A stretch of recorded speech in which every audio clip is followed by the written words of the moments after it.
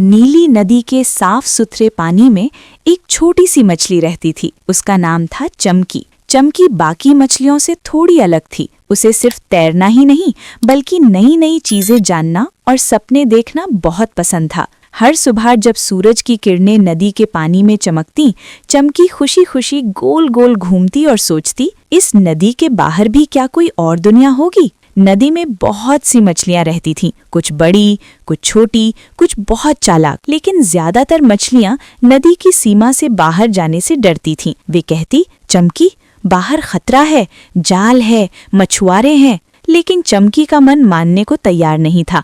एक दिन नदी में जोरदार बारिश हुई, पानी का बहाव तेज हो गया और नदी का रास्ता एक बड़े तालाब से जुड़ गया। चमकी ने ये मौका देख लिया। थोड़ी हिम्मत जुटाकर वो तेज धार के साथ बहती चली गई और तालाब में पहुंच गई। तालाब बहुत बड़ा और रंगीन था। वहां कमल के फूल थे, कछुए थे और ढेर सारी नई मछलियां भी। शुरुआत में चमकी डर गई, लेकिन जल्द ही उसकी दोस्ती एक बूढ़ी कछुआ दादी से हो गई। कछुआ दादी ने कहा, बेटी, दुनिया बहुत सुंदर है, लेकिन समझदारी और सावधानी के बिना आगे बढ़ना ठीक नहीं। तालाब में कुछ दिन बिताने के बाद चमकी ने बहुत कुछ सीखा। खुद को बचाना, दूसरों की मदद करना और समय पर सही फैसला लेना। एक दिन उसने देखा कि कुछ छोटी मछलियां मछुआरे के जाल में फंस गई हैं। चमकी ने अपनी समझदारी से रास्ता दिखाया और सबको सुरक्षित बाहर निकाल लिया। सभी मछलियां उसकी बहादुरी की तारीफ करने लगी। अब चमकी को समझ आ गया था कि सपने देखना अच्छा है, लेकिन जिम्मेदारी के साथ। कुछ समय बाद वो वापस अपनी नीली नदी में लौट आई। अब वो सिर्फ एक नन्ही मछली नहीं थी,